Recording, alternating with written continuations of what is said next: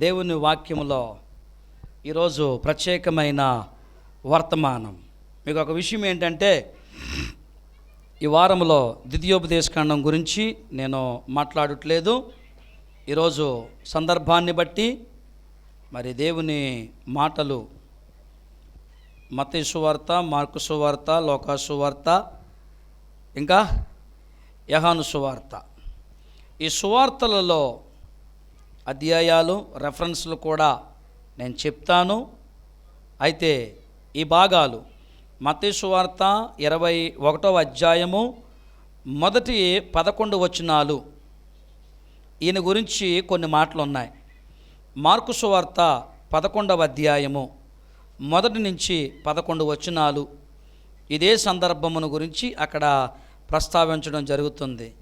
లూకా సువార్త 19వ అధ్యాయము 28 నుంచి 38 వరకు ఇదే ప్రస్తావన. యోహాను సువార్త 12వ అధ్యాయము 12వ వచనం మొదలుకొని 19వ వచనం వరకు కూడా ఈ ప్రస్తావనలు ఉన్నాయి. ఏంటి ఆ ప్రస్తావనలు, ఏంటి విషయాలు అంటే, నేను క్లుప్తంగా కొద్ది నిమిషాలు వాక్యాన్ని నేను మీతో పంచుకొని నేను ఈ సందర్భాన్ని ముగించి మిమ్మలను ముగింపులోనికి నడిపిస్తా. దేవునికి స్తోత్రం, హల్లెలూయా. ఒక్కసారి ప్రవచనాన్ని చదువుతారా? జకరియా గ్రంథము 9వ అధ్యాయము 9వ వచనం.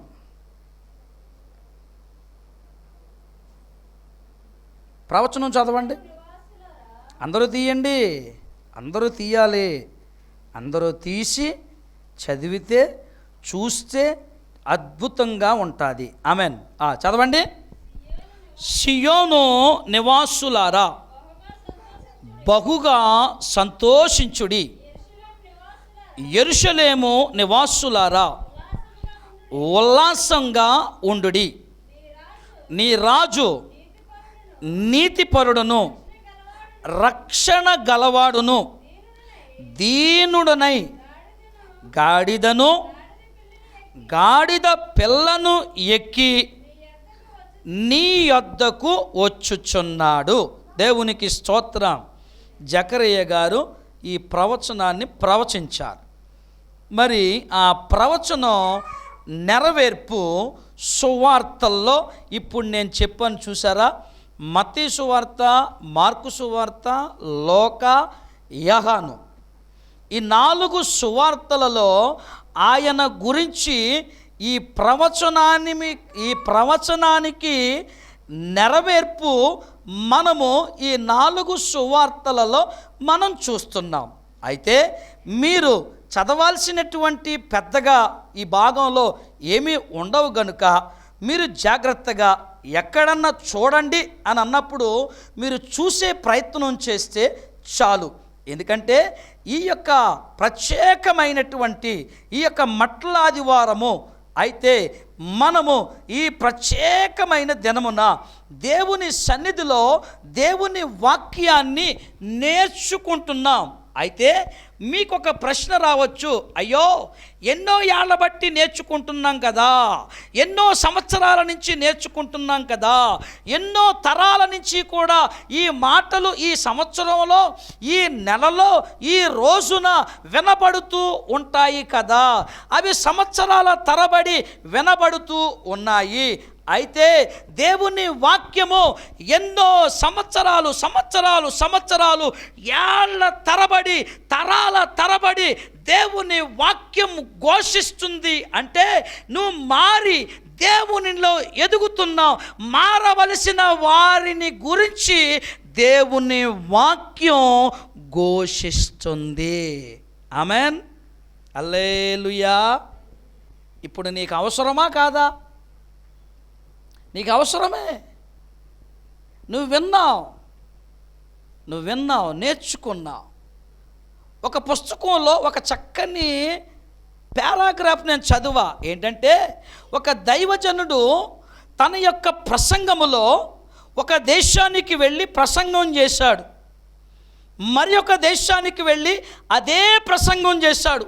మరి ఒక దేశానికి వెళ్ళి అదే ప్రసంగం చేశాడు. అయితే అన్ని దేశాలు ఆయన ఎక్కడికెళ్ళి వాక్యం చెప్తున్నాడో అక్కడికి వెళ్ళి ఒక విశ్వాసి ఆయన ఫాలో చేస్తున్నాడు. అయితే మనకులాగా ఉండబట్టలేక, అయ్యగారు, పెద్ద పాస్టర్ గారు, మీరు ఫలానా చోట ఇదే ప్రసంగం చేశారు కదా, ఫలానా దేశంలో ఇదే చేశారు కదా, మరి ఒక దేశంలో ఇదే ప్రసంగం చేశారు కదా, ఏంటి మీకు ఒక మెసేజే వచ్చా, ఒక వాక్యమే వచ్చా మీకు?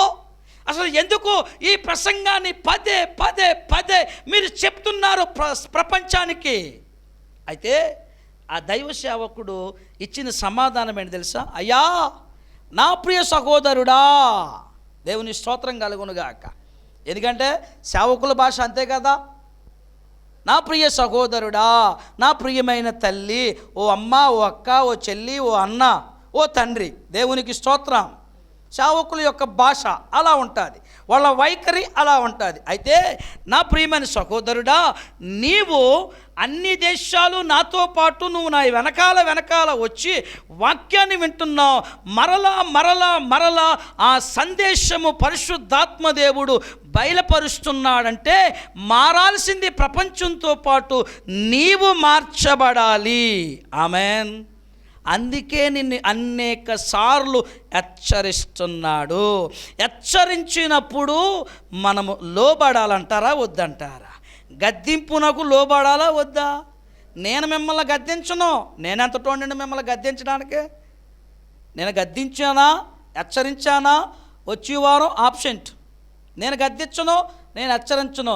వాక్యములో ఉన్న దానిని బట్టి మాత్రమే వాక్యాన్ని వాక్యముతో సరిచూసి సరితూకమేసి మీకు ఆ మంచి ఫలాలను అందిస్తున్నా. ఆమెన్. హల్లెలూయా. మంచిది అంటారా కాదంటారా? మంచిదేనా? మంచిది అయితే దేవుని స్తోత్రం చెప్పండి. హల్లెలూయా. అయితే ఈ 4 సువార్తలలో యేసుక్రీస్తు ప్రభుల వారు జయప్రవేశం చేస్తున్నాడు. జయశీలుడుగా, విజయశీలుడుగా, రాజుగా, రక్షకునిగా, విమోచకునిగా ఆయన యెరూషలేము పట్టణమునకు రాజుగా వేంచేయబోతున్నాడు.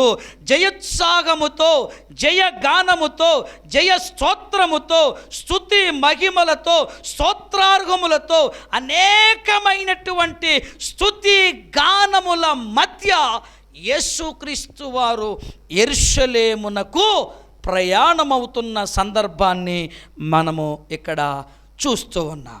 అయితే ఈ సందర్భములో మనము కొన్ని ప్రాముఖ్యమైన విషయాలు ఏమనగా, మొదటిది, మీరింటికి వెళ్ళిన తర్వాత చూడండి, మీరింటికి వెళ్ళిన తర్వాత చదవండి. నేను చెప్పిన విషయాలు అందులో యాజ్ ఇట్ ఈజ్గా ఉంటేనే ఉంటాయి. దేవునికి స్తోత్రం.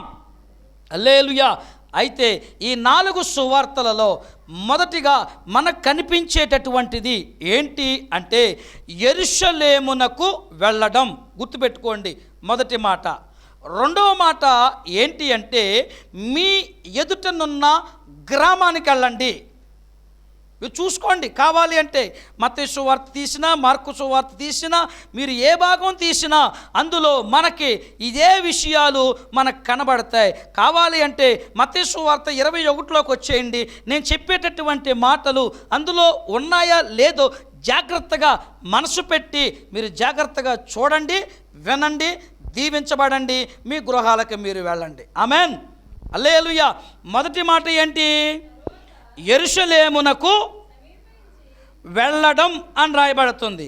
అయితే రెండవ మాట ఏంటి అంటే మీ ఎదుటనున్న గ్రామం. అంతే కదా. యెరూషలేమునకు ఈయన పయనం కట్టాడు, ప్రయాణం. ఎందుకు ప్రయాణం కట్టాడో తర్వాత చూద్దాం. ఇప్పుడు యెరూషలేమునకు ప్రయాణం అనే ఆలోచన వచ్చింది. ఇప్పుడు ఆయన ఎందుకు ప్రయాణం కట్టాల్సి వచ్చిందో దాని పూర్వపురాలు కొంచెం సేపట్లో మనం నేర్చుకుందాం. రెండో విషయము ఏం కనబడుతుందంటే మీ ఎదుటనున్న గ్రామానికి వెళ్ళండి. అవునా కదా. మూడవది ఏంటంటే ఆ మూడవది ఎదుటనున్న గ్రామంలో ఏముంది? కట్టబడిని ఉన్న గాడిద. అయితే మీరు సగం చెప్పారు, సగం మింగేశారు.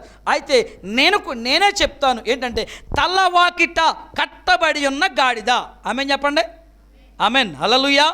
అయితే కట్టబడి ఉన్న గాడిద దగ్గర అనే సందర్భం ఒక విషయం గుర్తుపెట్టుకోండి. అయితే దానిని విప్పి నా దగ్గరికి తండి. ఎవరు చెప్పారు ఈ మాట? యేసయ్య చెప్పాడు, మెస్సీయే చెప్పాడు. ఆమేన్, హల్లెలూయా. ఇప్పుడు ఆ గాడిదను నా దగ్గరకు దాన్ని కట్లు విప్పి దాన్ని తాడు ఇప్పి దాని పీకకుండే ముడి ఇప్పి నా యొద్దకు తీసుకుని రండి. హల్లెలూయా, హల్లెలూయా. ఇప్పుడు ఆయన ఎందుకు తీసుకురమ్మన్నాడు చెప్పాలి. అక్కడ ఉంది, మీరేమి వెతుక్కోవద్దు. మీరేమి ఏదో 7వ వింత 8వ వింత ఏం చెప్పాల్సిన పని లేదు. అక్కడ ఉంది. ఎందుకంటే ఆ గాడిద మీద యేసుక్రీస్తు వారు కూర్చోవడానికి. ఆమెన్, హల్లెలూయా. 1వ తరగతి పిల్లోడు కూడా చెప్తాడండి. మీరందరూ గ్రాడ్యుయేట్స్, ఎంటెక్లో బీటెక్లో అన్ని రకాలైనటువంటి మీరు చదివారు. దేవుని స్తోత్రం చెప్పండి ఒకసారి. హల్లెలూయా. ఎందుకంటే మీరు చదివినటువంటి చదువులను బట్టి దేవుని నామానికి మహిమ కావాలి. ఆమెన్, హల్లెలూయా. అయితే యేసుక్రీస్తు వారు ఆ గాడిదను ఇప్పి తీసుకుని రండి. దాన్ని తీసుకొచ్చినప్పుడు ఈయన ఏం చేశాడు? గాడిద మీద కూర్చోవడానికి. ఈయన గాడిద మీద కూర్చోవగానే జరిగినటువంటి పరిణామం ఏంటి? దారి పొడుగున ఏం చేశారండి? బట్టలను, ఇంకో సందర్భం ఉంటుంది, కొమ్మలను, దేవుని స్తోత్రం కలుగునుగాక, ఇవన్నీ దారి పొడుగున పరిచిరి. దేవునికి స్తోత్రం. అయితే దారి పొడుగున ఆయన ఆ యొక్క గాడిద మీద కూర్చున్నప్పుడు దారి పొడుగున అవి వారి బట్టలను పరిచినప్పుడు ఇప్పుడు ఆ ప్రయాణం ప్రారంభమైంది. Journey start. మనం స్టేటస్లో పెడతా ఉంటాం, I am going to Vizag, I am going to Hyderabad, I am going to USA, I am going to UK. పెడతామా లేదండి? నేను పెట్టాను. అందుకే మనందరం ఒక వాళ్ళమే కాబట్టి, తెలుసు కాబట్టి నేను అందుకే మీ అందరికీ చెప్తున్నాను, ఓపెన్గా మాట్లాడుతున్నా. దేవుని స్తోత్రం చెప్పండి. హల్లెలూయా. అయితే ఇప్పుడు ఆయన ప్రయాణం ప్రారంభమైంది. ఎక్కడికి ప్రయాణం ప్రారంభమైంది? యెరూషలేము దేవాలయము వైపుకు ఆయన ప్రయాణం ప్రారంభమైనప్పుడు అక్కడ ఉన్న వారందరూ కూడా ఏం చేశారు అంటే దారి పొడుగున బట్టలను పరిచిరి, దారి పొడుగున కొమ్మలను పరిచిరి. ఇప్పుడు ఆయన వెళుతున్నప్పుడు ఏం చేశారండి? ఇలాంటి మట్టలే. దేవుని స్తోత్రం కలుగునుగాక. హల్లెలూయా. ఏమని చెప్పారంట చూడండి ఒకసారి. ఆమెన్, హల్లెలూయా. అందరూ కూడా చెప్పండి ఆ మాట, అందరూ కూడా చదవండి ఆ మాటను. ప్రభు పేరట వచ్చువాడు స్తుతింపబడునుగాక. ఆయన రాజ్యము స్తుతింపబడునుగాక. మహోన్నతమైన స్థలములలో జయము అని కేకలు వేయుచుండిరి. దేవునికి స్తోత్రం కలుగునుగాక. ఎంత అద్భుతమైన మాట అండి. ఇప్పుడు మనము ఈ ప్రత్యేకమైన దినాన్న ఎన్ని విషయాలు చెప్పుకున్నాం తెలుసా? 7 విషయాలు వచ్చాయి. 7 విషయాలంటే చెప్తారా ఒకసారి త్వరగా? మీరు చాలా జ్ఞాపక శక్తి ఉన్నవాళ్ళండి, మీరు చాలా తెలివివంతులు. చక్కగా మీరు చెప్పినట్టు ప్రపంచంలో ఎవరు కూడా చెప్పరు. చెప్తారా? అయితే మొదటి మాట ఏంటండి? యెరూషలేమునకు వెళ్ళడం. రెండవ మాట ఎదుటనున్న గ్రామం. మూడవ మాట కట్టబడి ఉన్న గాడిద. నాలుగవ మాట దాని కట్లు విప్పి తీసుకుని నా యొద్దకు రండి. ఐదవ మాట యేసుక్రీస్తు వారు దాని మీద కూర్చోవడం. తర్వాత ఆరవ మాట ఆ ప్రయాణము పొడవున, మార్గము పొడవున బట్టలు కొమ్మలు పరిచిరి. ఆమెన్. ఏడవ మాట ఖర్జూర మట్టలతో స్తుతిస్తూ స్తుతింపబడునుగాక, మహిమ కలుగునుగాక అని కేకలు వేసిరి. ఆమెన్. వీటిని బట్టి మనమే నేర్చుకోవాలి, అంతే కదండి. ఇప్పుడు ఒకను చూసామనుకోండి, చరిత్రలో ఒక రాజును చూసామనుకోండి, ఆ రాజుగారిని బట్టి మన కలిగిన నీతి ఏంట్రా? స్కూళ్ళల్లో పిల్లలకి పాఠాలు చెప్పినప్పుడు చక్కని కథలు, చక్కని చరిత్ర చెప్తారు. చెప్పినప్పుడు దీంట్లో నీతి ఏంట్రా అని అడుగుతాడు మాస్టర్. అవునండి. అయితే ఇప్పుడు ఇందులో మనము నేర్చుకోవాల్సిన నీతి ఏంటి? ఇందులో ఉన్న విషయాలు మనం చూసాం కదా. 4 సువార్తలలో ఇదే మాటలు ప్రస్తావించబడ్డాయి. వీటిని గురించే మాట్లాడుతుంది. అంటే ఇప్పుడు మొదటి మాట ఏమని రాయబడింది? యెరూషలేమునకు వెళ్ళడం. అంటే ఇప్పుడు ఆయన ఎందుకు వెళ్ళాలి? ఇదే సమయమా? అంతే కదండి, అంతే కదా.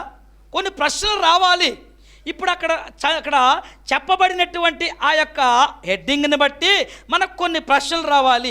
ఇప్పటి వరకు ఎందుకు వెళ్ళలేదు, ఇప్పుడే ఎందుకు వెళ్తున్నాడు, ఏంటి కారణం, ఏంటి ఆంతర్యం, ఏంటి తాత్పర్యం, ఏంటి ఆలోచన, ఏంటి నిగూఢమైనది, ఏంటి ఇందులో ఉండేటటువంటి విషయాలు అనేది మనం కొన్ని ప్రశ్నలు మనకు మనమే.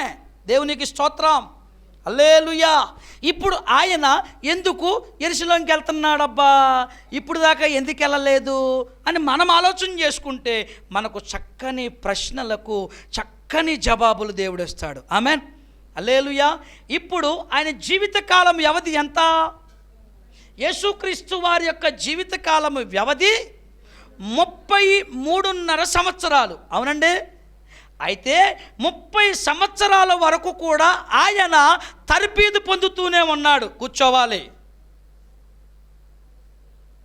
30 సంవత్సరాల వరకు కూడా ఆయన తల్లిదండ్రుల దగ్గర ఉండాల్సిన రీతిగా ఉన్నాడు, దేవాలయములో ఉండాల్సిన రీతిగా ఉన్నాడు, దేవాలయములో ధర్మశాస్త్రమును చదువుతూ ఉన్నాడు, ధర్మశాస్త్రాన్ని నేర్చుకుంటున్నాడు, ధర్మశాస్త్రము యొక్క సందేహాలను మరి అక్కడ వారితో తర్కించుచున్నాడు అని కొన్ని వచనాలు ఘోషిస్తున్నాయి. ఎసర్నో దేవుని స్తోత్రం, హల్లెలూయా.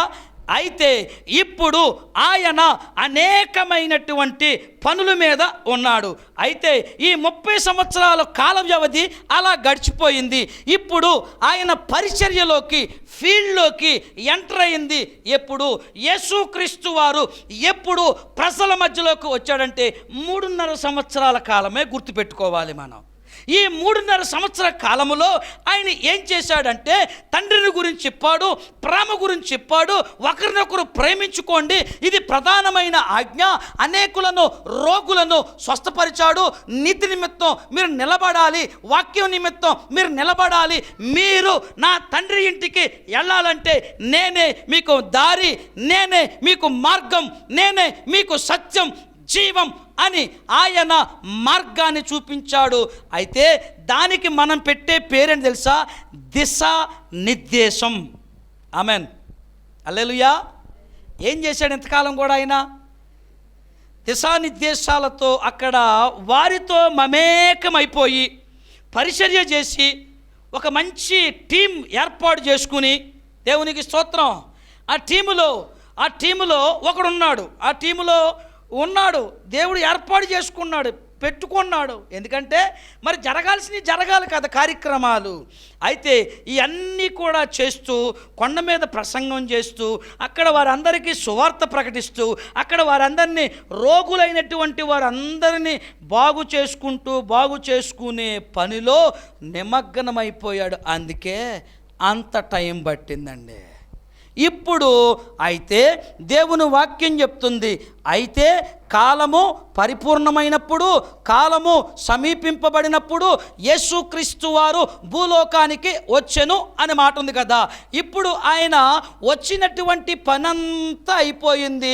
శిష్యులందరినీ సిద్ధం చేసేసాడు, ప్రతి వారికి చక్కగా నేర్పించి ఇప్పుడు ఆయన యెరూషలేము దేవాలయమునకు అక్కడికి వెళ్ళి, అక్కడ ఉన్న యెరూషలేము పట్టణమునకు రాజుగా, రక్షకుడిగా, విమోచకుడిగా, మరి పాపము నుంచి విడిపించే వాడని, ఏకైక వ్యక్తిని నేనే అని ప్రచురము చెయ్యబడుటకు ఆయన యెరూషలేమునకు బయలుదేరి వెళ్ళెను.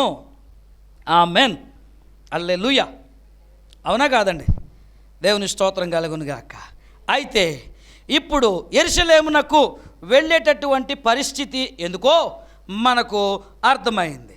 యెరూషలేమునకు వెళ్ళే పరిస్థితి ఏంటో అనేది మనం ఇక్కడ చూసాం కొన్ని విషయాలు. అయితే ఇప్పుడు ఆయన రెండవదిగా ఏమాట అంటున్నాడంటే, మీ ఎదుటనున్న ఏ గ్రామం అండి అది రాయబడింది ఎక్కడన్నా? మీ ఎదుటనున్న గ్రామం. అయితే మీరు అక్కడికి వెళ్ళండి. శిష్యులు అడిగారా? ఎందుకు, ఏంటి అడిగారా లేదా? చెప్పాలి, జాగ్రత్తగా చెప్పాలి ఆన్సర్. వారు ఎందుకు, ఏంటి అనే ప్రశ్న అడగలేదు. ఆమెన్ చెప్పండి, ఆమెన్, హల్లెలూయా. అక్కడ వారు ఎప్పటి వరకు కూడా అనేకమైన కుటీల ప్రశ్నలు అడిగేవారు. యేసుక్రీస్తు వారిని అడిగేవారు కదా. ఏమండి, 3.5 సంవత్సరాల కాల వ్యవధిలో యేసుక్రీస్తు వారిని అనేకమైన ప్రశ్నలతో చంపేసేవారు. అయితే మరి ఇక్కడ శిష్యులైనటువంటి వారు ఇద్దరూ కూడా ఎదుటనున్న గ్రామానికి ఎందుకు వెళ్ళాలి అని వారు అడగలేదు. వారు అడిగేలోపు వారు ప్రశ్న వేసేలోపు నా యేసయ్య ఏం చెప్పాడు తెలుసా? ఒరే బాబు, మీరు అక్కడికి వెళ్ళండి. అక్కడికి వెళ్ళి అక్కడ గాడిద ఉంటుంది, తలవాకిట కట్టబడి ఉంటుంది. మీరు అక్కడికి వెళ్ళిపోయిన తర్వాత మీరు దాన్ని విప్పండి. దాన్ని విప్పుచుండగా, దాన్ని తాడు తీస్తుండగా, దాన్ని ముడిప్పుతుండగా ఎవరైనా అడిగితే గనుక ఇది ప్రభువునకు కావలసినది అని చెప్పండి. అవునా కాదండి? ఉందా? మీ బైబిల్లో ఉందా? దేవుని స్తోత్రం చెప్పండి. హల్లెలూయా, హల్లెలూయా. ఇప్పుడు వీళ్ళు ఒకవేళ ప్రశ్న వెయ్యాలి అని మనసుల్లో వీళ్ళకు ఉందేమో. ఆ ప్రశ్న వారు వేయకుండానే యేసుక్రీస్తు వారు చక్కని వివరణ ఇచ్చేశాడు. అక్కడికి వెళ్తారు, తలవాగిటి కట్టబడి గాడిద కనబడుద్ది, దాన్ని విప్పండి, దాన్ని కట్లు ఇప్పండి, దాన్ని తాళ్ళు ఇప్పండి, ఇప్పి అది నా దగ్గరికి తీసుకురండి. ఒకవేళ ఇన్ కేస్ ఒకవేళ ఎవడన్నా అడిగితే గనక ఇది ప్రభువుకు కావాలి అని చెప్పండి. ఆమెన్. మూడో మాట ఏంటి? కట్టబడి ఉన్న గాడిద. రెండో మాట ఏం చూసాము? ఎదుటనున్న గ్రామానికి శిష్యులు వెళ్ళారు. వెళ్ళినప్పుడు కట్టబడి ఉన్న గాడిద తలవాకిట కనబడినది. ఈ కట్టబడి ఉన్న గాడిద, దీని గురించి మనం చూడండి అనేకమైన వాక్య భాగాలు. అయితే గతించినటువంటి సంవత్సరంలో మీరు గుర్తుందో లేదో నాకు తెలియదు, కానీ నాకు జ్ఞాపకం ఉంది. లేదు అంటే గనక మన యొక్క ఛానల్లో ఒక్కసారి వెనక్కి చూసే ప్రయత్నం చేయండి. ఖర్జూర మట్టలను గురించి మనం దేవుని వాక్యాన్ని నేర్చుకున్నాం. హల్లెలూయా. అయితే ఈరోజు ఈ సందర్భాలన్నిటినీ కూడా మిక్సీలో వేసి చక్కగా మీకు ఒక మంచి టేస్ట్ అయిన ఫుడ్ ఏర్పాటు చేయాలని గడిచిన రాత్రి తెల్లారిపోయిందండి. దేవుని స్తోత్రం, హల్లెలూయా. తెల్లారిపోయింది వాక్యం అయ్యేసరికి. వాక్యం ముగింపులోకి వచ్చేసరికి 3:30 అయిపోయింది. నాకు సమయం సరిపోవట్లే. దేవుని చిత్తం, దేవుని ఉద్దేశం, దేవుని ఏర్పాటు. అందుకే దేవుని నామానికే మహిమ కలుగునుగాక. హల్లెలూయా. అయితే ఇప్పుడు కట్టబడి ఉన్న గాడిద ఉంది కదా, ఇప్పుడు అది ఎందుకు కట్టబడింది అని ప్రశ్న రావాలి మనకి. ఏ ప్రశ్న రావాలి? ఇప్పుడు గీతు ఎందుకు వెళ్తుంది అని వస్తుందా మీకు ఎవరికన్నా? ఆ ప్రశ్న వస్తుందా మీకు? పిల్లల మీద మనసు ఎట్టకండి, పిల్లల మీద ధ్యాస ఎట్టకండి. మీ ఫోకస్ ఎప్పుడు దేవుని వాక్యం మీద ఉండాలి. దేవుని స్తోత్రం కలుగునుగాక. హల్లెలూయా. వాళ్ళు ఎక్కడికి వస్తున్నారు, వెళ్తున్నారు. నేనేం డిస్టర్బ్ అయ్యానా? వాళ్ళు చూస్తున్నాను, వెళ్ళిపోతుందా వాక్యం. దేవునికి స్తోత్రం, హల్లెలూయా. ఎందుకంటే ఆత్మపూర్ణులైనటువంటి వారు ఎక్కడున్నా పని చేయగలరు. మీరు ఆత్మపూర్ణులు కలిగి ఉన్నారా అనేది మీరు ఆలోచన చేసుకోండి. ఆమెన్, హల్లెలూయా. అంటే నేను గొప్పవాడిని చెప్పుకోవట్లే, ప్రగల్భాలు పలుకోవట్లే. పిల్లలు అలా ఆడుకునే సమయం అది ఆడుకుంటారు, వాళ్ళు డ్యాన్స్ చేస్తారు, ఎన్నన్నా చేస్తారు. వాళ్ళు పడిపోయే స్థితిలో ఉంటే పట్టుకోవాలి తప్ప వారి జోలికి మీరు వెళ్ళకూడదు. వారి వైపుకు మీ కనుదృష్టి మళ్ళకూడదు.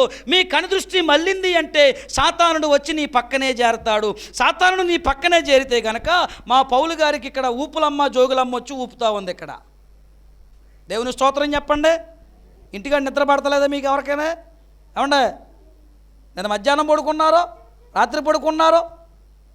అంటే అనాలని కాదు, సందర్భం వచ్చింది కాబట్టి చెప్తున్నా, లేకపోతే నేను ఉత్తినే మాట్లాడను. దేవుని స్తోత్రం కలుగునుగాక. ఈ సాతానుడు వచ్చి ఏం చేస్తాడంటే ఈ వాక్యం అనే ఎత్తనాలు ఎత్తుకుపోతాడు. అది మనకు మంచిది కాదు, అది మనకు క్షేమం కాదు, అది మనకు ఆశీర్వాదం కాదు. అయితే వాక్యంలోకి వచ్చేసేస్తే కనుక కట్టబడి ఉన్న గాడిద. ఇప్పుడు అది ఎందుకు కట్టబడి ఉంది? దానికి కొంత చరిత్ర ఉంది. దేవుని స్తోత్రం చెప్పండి. హల్లెలూయా. దానికి కూడా కొంత విషయం ఉంది. ఎందుకు అనంటే అక్కడ ఇదిగో ఒక్కసారి నిర్గమాకాండంలోకి వెళ్దామా? చరిత్ర చెప్పేది అంటే చూద్దాం. ప్రతిదాన్ని కూడా మనం టాలీ చేసుకోవాలి వాక్యాన్ని. నిర్గమాకాండంలోకి వెళ్దామా? 34వ అధ్యాయంలోకి వద్దామా? చక్కగా త్వరగా అందరూ తీసి చక్కగా అక్కడ మంచి మాట ఉంటుంది, మనకు అర్థమైపోతుందండి. మనకు అర్థమైపోద్ది. తీయగానే 34వ అధ్యాయం తీశారా? మీతో పాటు నేను కూడా వస్తాను మీ వెనకాలే. దేవుని స్తోత్రం కలుగునుగాక. హల్లెలూయా. 34వ అధ్యాయము 19, 20 వచనాలు జాగ్రత్తగా చదవండి ఒకసారి. అందరూ తీయండి అమ్మా. కొంచెం బిగ్గరగా చదివే ప్రయత్నం చేయమ్మా నా కోసం. ప్రతి తొలుచూలు పిల్లయు నాది, నీ పశువులలో తొలుచూలుదైనా ప్రతి మగ దూడ కానీ గొర్రెపిల్లే కానీ అది నాది. గొర్రె పిల్లను ఇచ్చి గాడిద తొలి పిల్లను విడిపింపవలెను. దాన్ని ఒకవేళ విమోచింపకపోతే ఎవరి మెడ? గాడిద మెడను విరగదీయాలి. నీ కుమారులలో ప్రతి తొలుచూలు వాని విడిపింపాలి. నా సన్నిధిని వారు ఒట్టి చేతులతో కనబడకూడదు. మీకేమర్థమైంది చెప్పండి? మీకేమర్థమైంది ఈ మాట చదివా 2 వచనాలు? అయితే మీకేమర్థమైందో నాకేం అర్థం కాలేదు, కానీ నాకు అర్థమైన విషయాన్ని నేను చెప్పే ప్రయత్నం చేస్తా. ఇప్పుడు యేసుక్రీస్తు వారిని మొయ్యడానికి సిద్ధంగా ఉంది గాడిద, ఉందమ్మా. ఇప్పుడు ఇక్కడ చరిత్ర ఏం చెప్తుంది? గొర్రె పిల్లను ఇచ్చి గాడిదను విడుదల కావాలి. గుర్తుపెట్టుకోండి, మర్చిపోకూడదు. అక్కడ అదే మాట ఉంది. మీరు గొర్రె పిల్లను ఇచ్చి గాడిద పిల్లను విడిపించాలి. ఇప్పుడు తలవాకిటి కట్టబడి ఉన్న గాడిదను విడిపించడానికి యేసుక్రీస్తు వారు లోక పాపములను మోసుకుని పోవు దేవుని గొర్రె పిల్లగా మారాడు. అంటే అర్థమైందా? మళ్ళీ చెప్పమంటారా? దేవుని స్తోత్రం చెప్పండి ఒకసారి. హల్లెలూయా. తలవాకిటి కట్టబడి ఉన్న గాడిద. ఇశ్రాయేలీల యొక్క చరిత్రలో, ఈ చరిత్ర పాఠములో తండ్రి అయిన దేవాతి దేవుడు యెహోవా ఏం చెప్తున్నాడంటే, మీరు గొర్రె పిల్లను ఇచ్చి, గొర్రె పిల్లను ఇచ్చి గాడిద పిల్లలకు విడుదల కావాలి. యేసుక్రీస్తు వారు కొన్ని వందల సంవత్సరాల తర్వాత ఈ భూలోకానికి ఆయన నరవతారిగా వచ్చి తలవాకిటి కట్టబడి ఉన్న గాడిదకు విడుదల ఇచ్చి ఆ గాడిద పిల్లకు బదులుగా యేసుక్రీస్తు వారు తనను తానుగా రిక్తునిగా చేసుకుని, తనకు తానుగా యేసుక్రీస్తు వారు లోక పాపములను మోసుకుని పోవు దేవుని గొర్రె పిల్లగా ఈ లోకమునకు వచ్చి తన జీవితాన్ని మన కోసం, గొర్రె పిల్ల యొక్క ప్రాణమును గాడిద పిల్ల కోసం త్యాగం చేశాడు. ఆమేన్. హల్లెలూయా. అది అసలు ఉద్దేశం. కట్టబడి ఉన్న గాడిద ఎందుకు కట్టబడింది? దానికి విడుదల కావాలి. ఇప్పుడు నీవు నేను కూడా ఈ మాటను బట్టి మనం కూడా ఒక మాట నేర్చుకోవచ్చు, తప్పేమీ లేదు. ఆలస్యం అవుతుంది అనుకోకపోతే ఇదిగో ఒక మంచి మాట ఏంటంటే, నీవు నేను కూడా యేసుక్రీస్తు వారు రాకముందు, ఆయన తన యొక్క శిలువ ఎక్కకముందు, ఆయన మన జీవితాన్ని రక్షించకముందు, ఆయన మనలను వెతకి రక్షించకముందు, ఆయన తన ప్రాణాన్ని మన కోసం చిందించకముందు మనము కూడా తలవాకిట కట్టబడిన గాడిదలలాగా కాడిమాను మేకులు అని యెషయా గ్రంథం 58వ అధ్యాయం చెప్తుంది. తీద్దాము ఒకసారి, రండి ఒక్కసారి కలిసి వాక్యాన్ని ధ్యానిద్దాం, కలిసి వాక్యాన్ని చదువుదాం. కలిసి వాక్యాన్ని చూస్తే చక్కని ప్రశ్నకు జవాబు. 58వ అధ్యాయము రెఫరెన్స్ చెప్పండి క్లియర్గా అందరికీ. 4వ వచనం చదవండి. మీరు కలహపడుచు వివాదము చేయుచు అన్యాయంగా గుద్దులాడుతూ, 6వ వచనంలోకి రండి. దుర్మార్గుల కట్టిన కట్లను విప్పుటయో, కాడిమాను మేకులు తీయుటయో, బాధింపబడిన వారిని విడిపించుటయో, ప్రతి కాడిను విరగగొట్టుటయు నేనేర్పరుచుకొనిన ఉపవాసము కదా. అందుకే 40 దినాలు ఉన్నాడు నా యేసయ్య ఉపవాసం. ఆమెన్. ఎందుకని? కట్టబడి ఉంది గాడిద, తలవాకిట కట్టబడింది. ఎందుకు అంటే అది బానిస బ్రతుకుతుంది.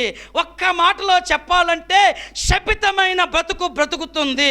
దానికి విమోచన కావాలి, దానికి స్వేచ్ఛ కావాలి, దానికి విడుదల కావాలి అని నా యేసయ్య ఆయన దానిని విడిపించి ఈ గొర్రెపిల్ల రూపముగా నా యేసయ్య బలైపోయాడు. ఆమెన్.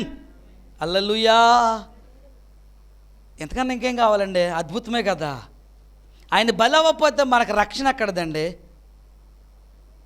అయితే నేటి సమాజంలో ఈ వాక్యం వింటున్నవారు కానీ, వాక్యాన్ని చూస్తున్నవారు కానీ, నీవు కూడా కాడిమాను మేకుల చేత బంధింపబడ్డావు.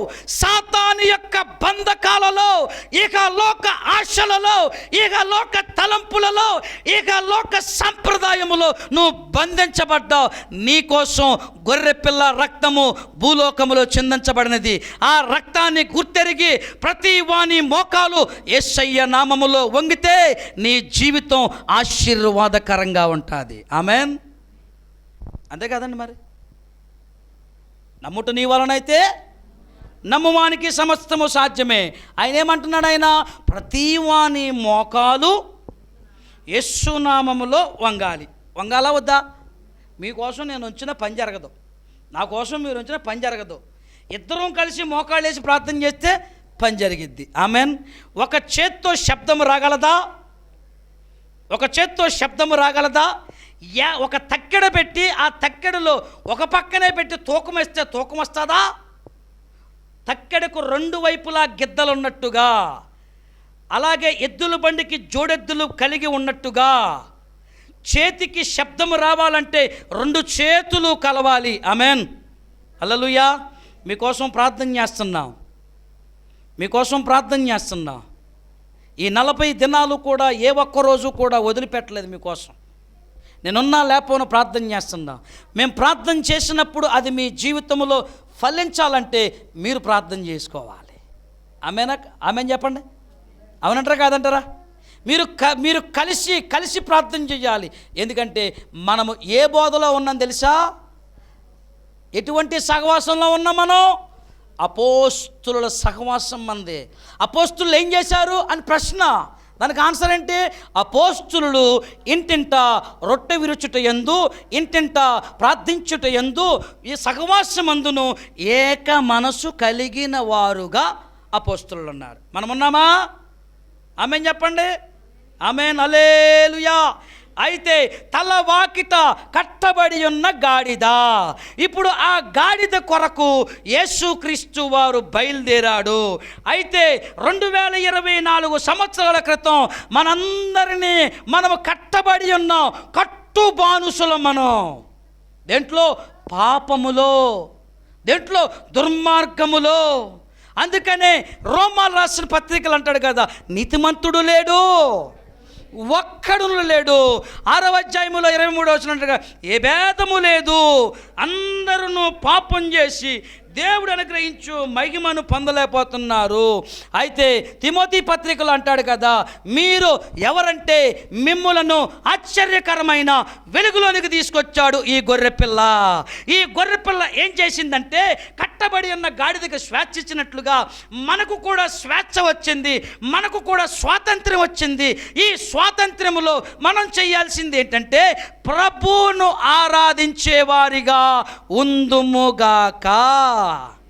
స్వేచ్ఛ వచ్చింది కదా, విడుదల వచ్చింది కదా. 10 మంది కుష్ఠరోగులండి, ఒకడే వచ్చాడు యేసుప్రభు దగ్గరికి. 9 మంది ఏమైపోయారు? వెళ్ళిపోయారు, కలిసిపోయారు. ఎందులో కలిసిపోయారు? లోకంలో కలిసిపోయారు. అందుకే మనం ఈ సందర్భాలు ఇలాగ ఉన్నాయి కదండి, ఈ వృత్తాంతాలన్నీ ఇలా ఉన్నాయి కదా, వాటిని బట్టి మనం ఏం నేర్చుకోవాలంటే మనం జాగ్రత్త కలిగి ఉండాలి. ఆమేన్. గాడిదకి ఇప్పుడు కట్టబడి ఉన్న గాడిద గురించి వివరణ వచ్చిందా మీకు? ముందుకు వెళదామేక. ఇప్పుడు దాన్ని విప్పండి, దాన్ని విప్పితే దానికి విడుదల కలుగుతుంది. దాన్ని విప్పి నా దగ్గరకు తీసుకుని రండి. ఎందుకంటే యేసు ప్రభు యొద్దకు రాగలిగితేనే, ఏమండి, యేసు ప్రభు దగ్గరికి రావాలా వద్దా? హల్లెలూయా. ఎందుకంటే ఈ యొక్క మాట ఉంది కదా, ఈ మాటను బట్టి మీకు ఒక వచనం చెప్తాను. ప్రయాసపడి భారము మోస్తున్న సమస్త జనులారా, ఉందా వాక్యం? నా యొద్దకు రండి, మీకేం చేస్తాను తెలుసు, నా దగ్గరకు వస్తే విశ్రాంతి. ఆమెన్. హల్లెలూయా. 4వ మాట ఏం చెప్తున్నాడు? దానికి విడుదల ఇచ్చి నా దగ్గరకు తీసుకుని వస్తే ఇప్పుడు నేనేం చేస్తాను? దాని మీద నేను కూర్చుంటాను. 5వ మాట ఏమ్మా వింటున్నారా? 5వ మాట ఏంటి? దాని మీద నేను కూర్చుంటాను. ఇప్పుడు గాడిద అంటే ఏంటి అసలు? గాడిదను మనము సమాజంలో ఎలా చూస్తాం? ఎందుకంటే ఆ పేరు పెట్టి మన పిల్లలను కూడా తిడుతుంటాం, గాడిద. తిట్టకండి, దానికి ఎంతో యోగ్యత ఉంది. మరి నీ పిల్లోడుకో, నీ కూతురుకో, నీ కొడుకో యోగ్యత ఉందో లేదు నాకు తెల్లగానే ఎప్పుడు గాడిద అని తిట్టకండి. ఎప్పుడును దానికి ఎంత యోగ్యత ఉందో బైబిల్లో ఎంత ఘనత ఉంది దానికి. దేవుని స్తోత్రం చెప్పండి ఒకసారి. హల్లెలూయా. మంచి ప్రవక్త అయినటువంటి బిలాముకే బుద్ధి చెప్పింది గాడిద. అవునా? ఎందుకు నన్ను కొడుతున్నావు నువ్వు? ఏంటి పరిస్థితి అంటే, కొడతామా ఇంకేమన్నా, దారి తప్పుతామా ఇంకేమన్నా, ఏమనుకుంటున్నావు అసలు నువ్వు? ఆయన దూత అదిగో కట్కం పడి దారిలో ఉంది, ఏమనుకుంటున్నావు? వేసలేస్తున్నావా? నేను చచ్చిపోతాను, నీ గురించి నేను చచ్చిపోనా అందా అక్కడంతా ఆ సందర్భము. ఎందుకు? ఎక్కడికి వెళ్తున్నాడు అయ్యగారు? ఇశ్రాయేలుని ఏం చేస్తాకే? శపింతాకే. ఎవరు మాట్లాడారు? కిరాయి. ఎవరో? బాలాకు. ఎస్, బాలాకు కిరాయి మాట్లాడాడు. వెళ్ళి ఇప్పుడు వాళ్ళు జయించాలంటే భయం వేస్తుందా, వాళ్ళతో యుద్ధం చేయాలంటే నాకు వణుకొచ్చేస్తుందా, నువ్వేం చేయాలంటే ఇప్పుడు నువ్వు వచ్చి వారిని చెప్పించేస్తే సగం మంది మట్లో కలిసిపోతారు. అప్పుడు నేను యుద్ధం చేస్తాను, వాళ్ళని గెలిచేస్తాను. దేవుడు ఊరుకుంటాడా? దేవుని పిల్లల జోలికొస్తే ఊరుకుంటాడా? దేవునికి నమ్మకంగా ఉన్నవారి జోలికొస్తే ఊరుకుంటాడా? ఆమెన్. యోబు దగ్గరికి సాతాను వచ్చి చంపేద్దామని చూసిందేమో కాడ. చంపడానికి నీకు ఏ అధికారం లేదు, నోర్మై అన్నాడంటే. అతని ప్రాణము మీద నీకే అధికారము లేదు, ఆయన్ని ఎంతవరకు తీసుకెళ్తావో తీసుకెళ్ళు. హల్లెలూయా. అందుకే యోబు గురించి చక్కని పాట ఉంది. సందర్భం అయినప్పటికీ సమయం సరిపోదు కనుక ముందుకెళ్ళిపోతా. దేవుని స్తోత్రం కలుగును గాక. హల్లెలూయా. ఇప్పుడు ఎందుకు ఇవన్నీ చెప్పుకొస్తున్నామంటే, ఇప్పుడు గాడిదకు విలువ ఉంది. అది సమాజంలో మనం చూసే వైఖరి వేరు. ఏ వైఖరి చూస్తున్నాం? దానికి కష్టపడే మనసు ఉంది, దాన్ని బరువులు మోసే మనసు ఉంది, దాని తగ్గింపు మనసు ఉంది. అది చాలా విలువైనది. ఈ మధ్యకాలంలో వింటూ ఉన్నాం, గాడిద పాలు తాగితే బలం ఎక్కువ ఉంటుంది అంటండి. దానికి డిమాండ్ పెరిగింది, దాని మార్కెట్ వాల్యూ పెరిగింది. కానీ ఒకానొకప్పుడు దాని వాల్యూ ఏంటి అంటే, అది పనికి రానటువంటిదిగా, ఆ బరువులు మోసేదిగా ఉండేది, మొండుగా, బండగా, మోటుగా. ఇప్పుడు దానిని యేసుక్రీస్తు వారు పిలిపిస్తున్నాడు, దానిని విడిపిస్తున్నాడు. ఇప్పుడు మనము అర్థం చేసుకోవాల్సింది ఏంటి? మొండి లాంటి, బండాలాంటి మొండి హృదయం ఏం చేయాలా? దేవుని వాక్యం ఏం చెప్తుంది? కఠినమైన హృదయము, కఠినమైన తలంపు, కఠినమైన ఆలోచన. అందుకే ఇలా వినండి, ఇలా చూడండి నా వైపు. అందుకే దేవుని వాక్యం ఏం చెప్తుందంటే, నీ హృదయము బహు ఘోరమైపోయింది. ఇప్పుడు ఆయన ఏం కోరుతున్నాడంటే, నేను ఎందుకు తీసుకొస్తున్నానంటే, ఎందుకు కూర్చుంటున్నానంటే, నువ్వు మొండిగా, బండగా, మోడు మారిపోయి, నువ్వు బండగా, నువ్వు పనికిరాని దానిగా, చులకనగా, చిన్నతనంగా, అసూయగా అనేకమైన సందర్భం ఉందేమో. నీ హృదయాన్ని నాకు ఇస్తే నేను నీ హృదయం అనే ఇంట్లోకి వచ్చి నివాసం చేస్తా. ఆమేన్, హల్లెలూయా. ఇర్మియా గ్రంథకర్త ఏమని సెలవిచ్చాడండి? హృదయము బహు ఘోరమైన వ్యాధి కలది. ఆమేన్ చెప్పండి ఒకసారి. హల్లెలూయా. ఇదిగో అలాంటి మొండి హృదయాలు, అలాంటి బండ హృదయాలు, అలాంటి కఠినమైన హృదయాలను నేనేం చేస్తానంటే, మీ మాంసపు గుండెను నేను మీకు ఇచ్చి నేను మీలో నివసిస్తాను. అందుకే దాన్ని తీసుకురండి, నేను దాని మీద కూర్చుంటాను. ఆమేన్. ఇప్పుడు దాని విలువ పెరిగిందా? ఒకప్పుడు నాకు విలువ ఉండేదండి. నాకు ఉండే విలువ ఏంటి తెలుసా? చాలామంది తెలుసు, అల్లరివాడు, తుంటరివాడు. దేవుని స్తోత్రం చెప్పండి ఒకసారి. అల్లరివాడు, తుంటరివాడు, టీవీలు ఎక్కువ చూసేవాడు. నిజమే, నా పేర్లు ఎన్ని బిరుదులు. ఒకప్పట్లో నా బిరుదులు ఏంటంటే, ఇది ఒప్పుకోవాలా, ఏదైనా అతిక్రమములు దాచిపెట్టువాడు వద్దెల్లడో, వాటిని ఒప్పుకొనినటువంటి వాడు మాత్రమే దేవుని వాక్యం చెప్తుంది కనికరం పొందుతాడు. ఒకప్పుడు ఏంటంటే అల్లరివాడు, తుంటరివాడు, టీవీ చూసేవాడు, ప్రార్థన ఎగ్గొట్టి. ఇప్పుడు ఆయన ఏం చేశాడు? ఆయన నన్ను మొండి హృదయం, బండ హృదయం, కఠినమైన హృదయం, మోడుబారిన హృదయం.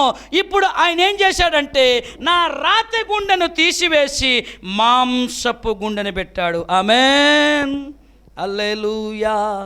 అందుకే నేను మీ మధ్యలో ఎలాగున్నానో మీకు తెలుసు.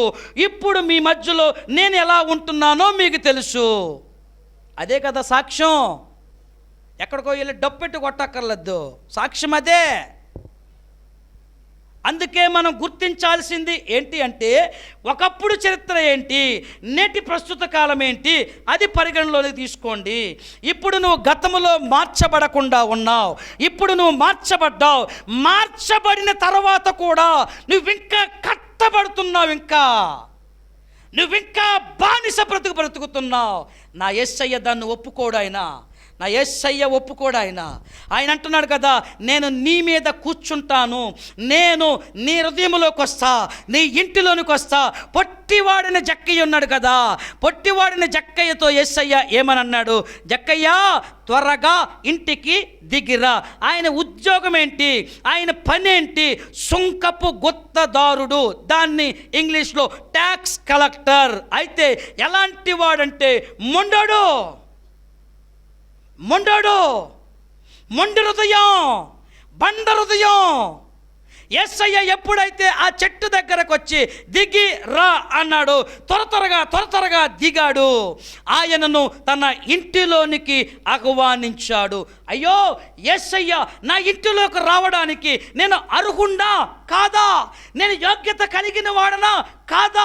నేను పాపాత్ముడిని కదా, నేను పనికి మాలిన వాడిని కదా, నేను పనికి మాలిన జీవితాన్ని జీవించిన వాడిని కదా. అయ్యో ఆ గాడిద కూడా తన మనసులో అలా అనుకుని ఉండవచ్చును.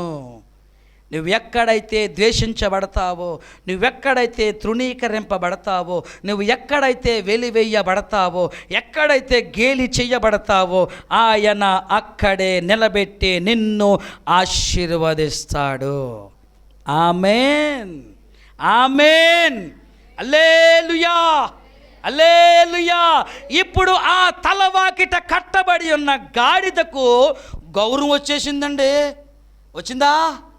గౌరవం వచ్చేసింది. ఇప్పుడు ఆ గాడిద మీద యేసువారు కూర్చున్నారు. ఆ కూర్చునే ముందు దాని మీద బట్టలు పరిచారు, దండలేశారు, పువ్వులు జల్లుతున్నారు, ఖర్జూర మట్టలను చేత పట్టుకుని వస్తున్నారు.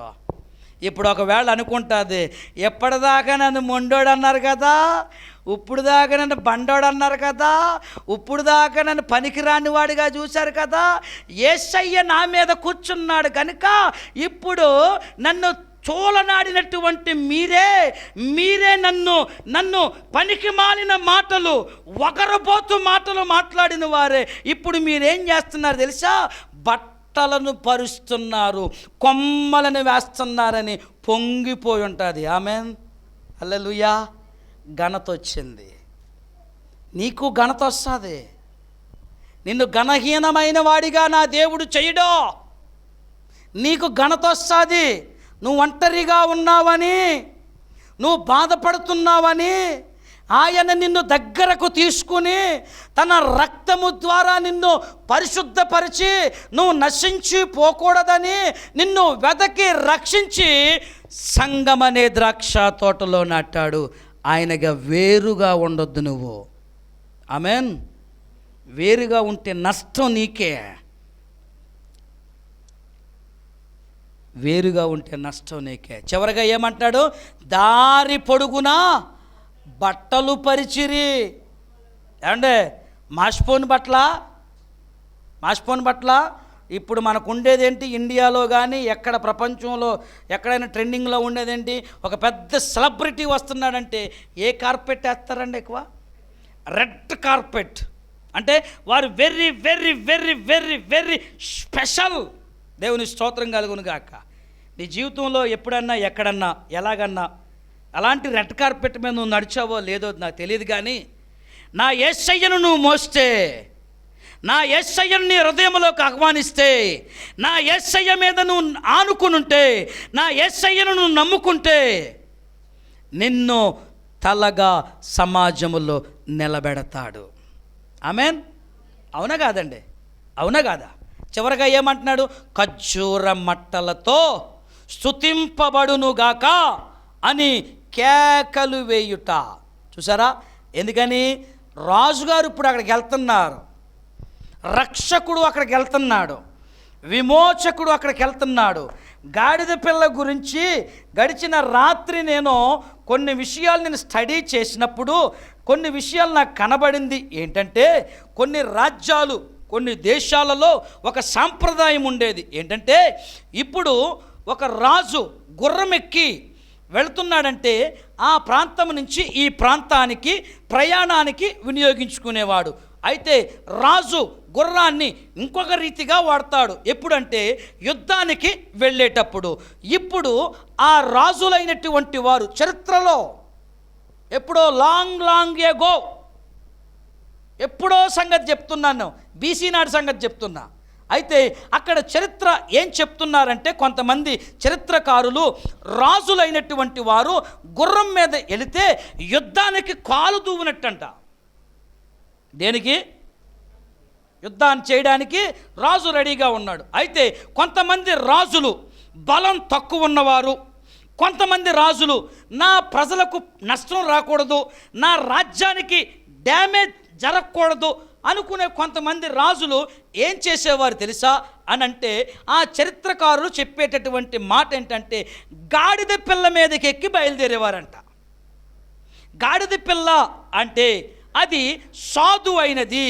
అంటే, అయ్యా మా ఎదురు దేశంలో ఉన్న రాజుగారు, మేము యుద్ధం చేయడానికి మాకిష్టం లేదు, దయచేసి మా విన్నపాన్ని మన్నించండి, దయచేసి మీరు మా మీదకి యుద్ధానికి రావద్దు, మేము తెల్ల జెండా ఊపేశాం, శాంతి శిఖనం ఊపేశాము, సమాధానంగా ఉందాము అని అర్థం వచ్చే విధంగా గత చరిత్రల్లో ఇలాంటి మాటలు రాయబడ్డాయి.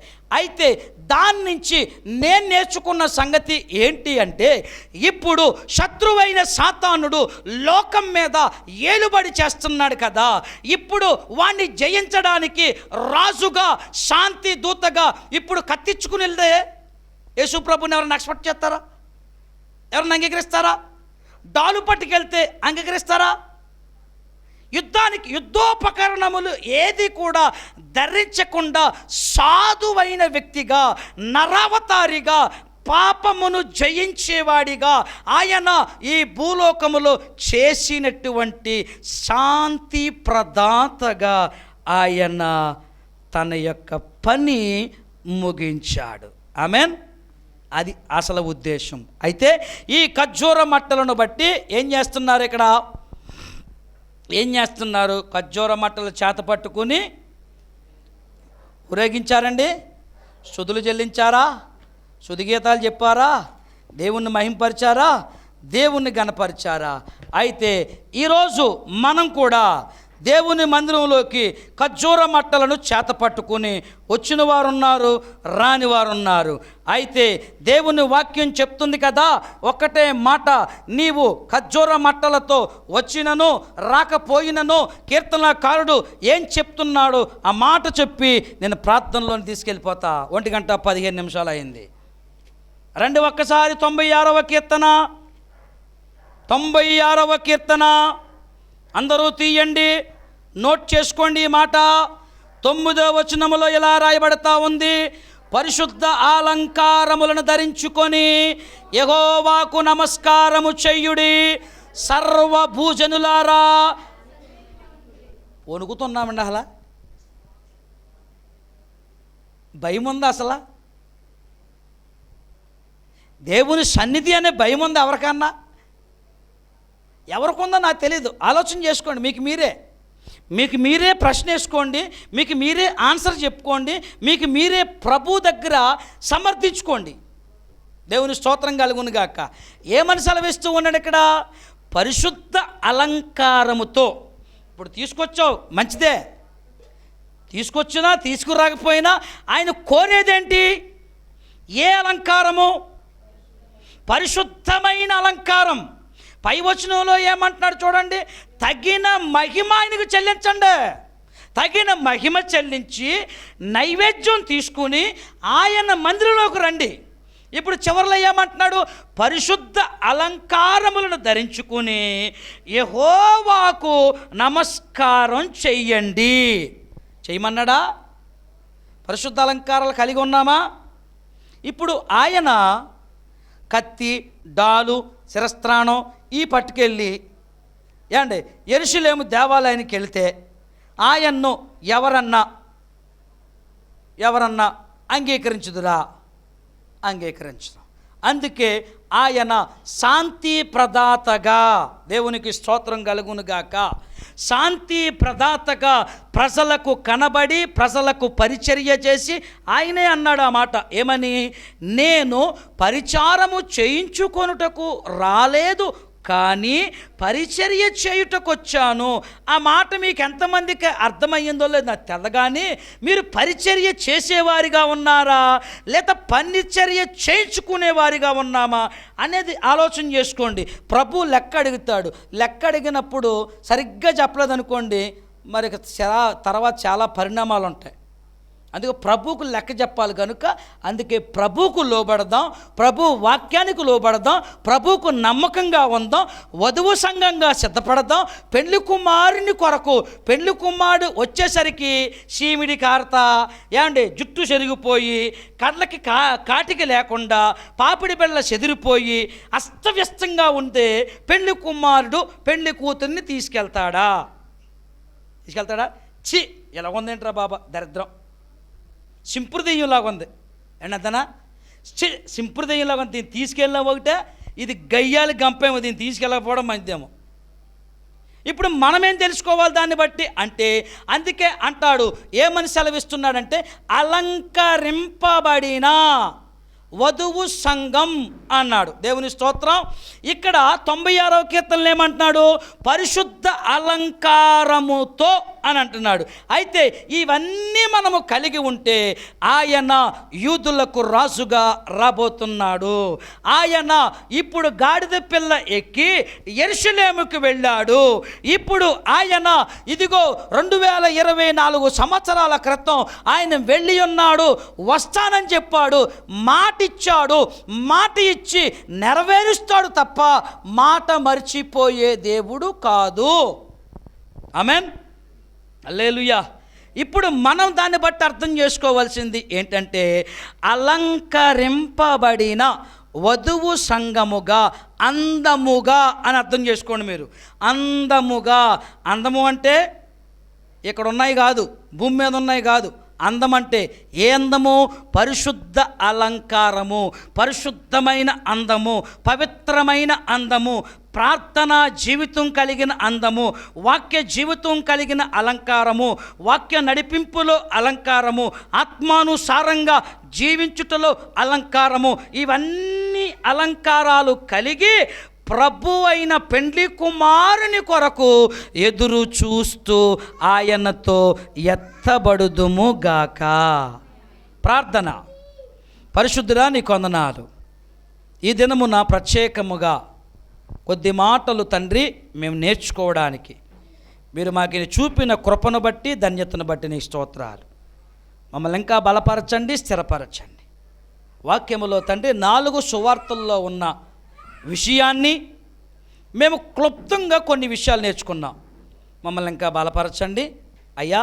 మా సేవకుడిని ఇంకా మీరు బలపరచండి. జ్ఞానం లేనివాడు, విద్య లేనివాడు తండ్రి మీ జ్ఞానం ఇచ్చి, శక్తినిచ్చి అయ్యా వాక్య జ్ఞానం కావాలి దేవా, నీ జ్ఞానం కావాలి తండ్రి.